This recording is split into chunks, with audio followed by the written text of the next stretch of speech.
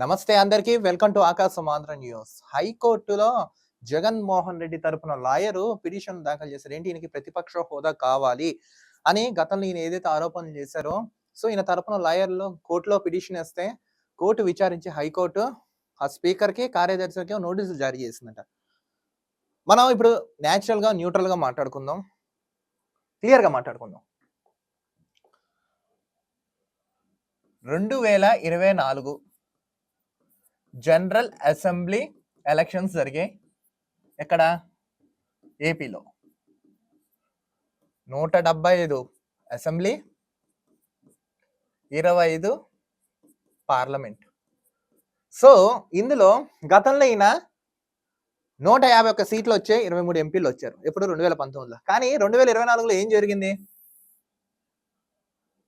కూటమికి 164, ఇక్కడ కూడా ఆల్మోస్ట్ ఒక 18 సీట్లు వచ్చాయి, 18 నుంచి 19.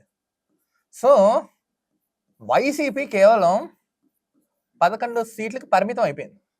కేవలం 11 సీట్లు మాత్రం వచ్చింది. సో ఇప్పుడు ఈయన గెలిచారు. పులివెందుల ఎమ్మెల్యేగా జగన్మోహన్ రెడ్డి గెలిచారు. పులివెందుల ఎమ్మెల్యేగా ఈయన గెలిచారు. సో ఏ అభ్యర్థి అయినా, అటు పార్లమెంట్ అయినా అసెంబ్లీనైనా, ఏ వ్యక్తి అయినా గెలిస్తే అతను పార్లమెంట్కి, అదే అసెంబ్లీకో లేకపోతే పార్లమెంట్కో రావాలి. బట్ ఈయన రాకుండా నాకు ప్రతిపక్ష హోదా కావాలని అడుగుతున్నాడు.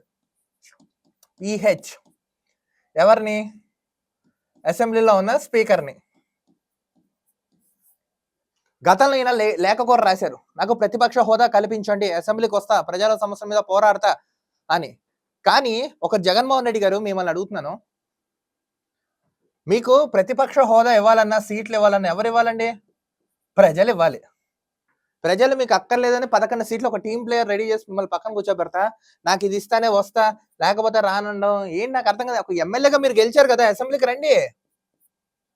అసెంబ్లీకి ఎందుకు రావట్లేదు మీరు? ఇప్పుడు ఈయన తరపున లాయర్లు హైకోర్టులో పిటిషన్ వేశారు, ఈయనకి ప్రతిపక్ష హోదా కల్పించాలి, కల్పిస్తానే వస్తారు, ప్రజల సమస్య మీద పోరాడతారని ఈయన తరపున లాయర్ వాదించడంతో హైకోర్టు పరిశీలించి క్లియర్ స్టేట్మెంట్ ఇచ్చింది. ఏంటి? జగన్మోహన్ రెడ్డికి ప్రతిపక్ష హోదా కల్పించండి అని స్పీకర్కి, కార్యదర్శికి ఇంటిమేట్ ఇచ్చిందంట.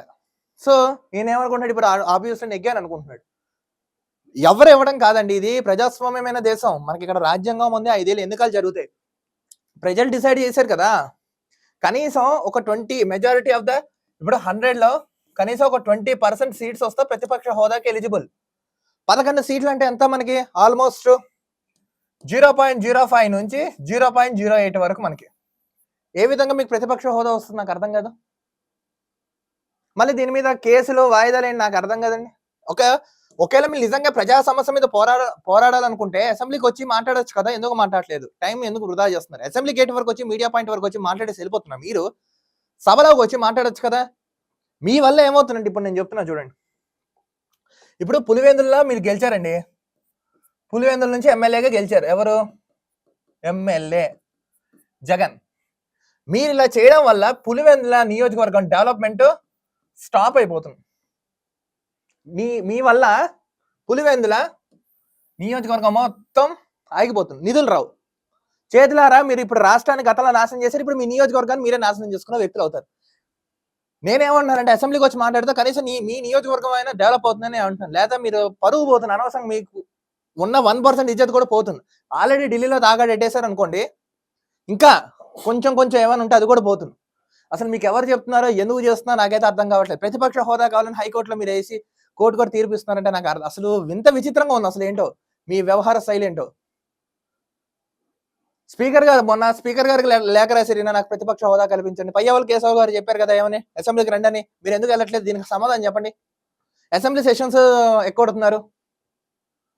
హైకోర్టు కూడా ఒకసారి లోతుగా దర్యాప్తు చేయండి, మరొకసారి లోతుగా దర్యాప్తు చేసి అసలు ఈయన బాధ ఏంటో తెలుసుకుని ఒక స్టేట్మెంట్స్ లాంటిది ఇవ్వండి. ఎందుకంటే ఇది కూటమి ప్రభుత్వం, ఈయన కూడా ప్రతిపక్ష హోదాలు ఉండాలి, but majority of the seats లేవు కదా.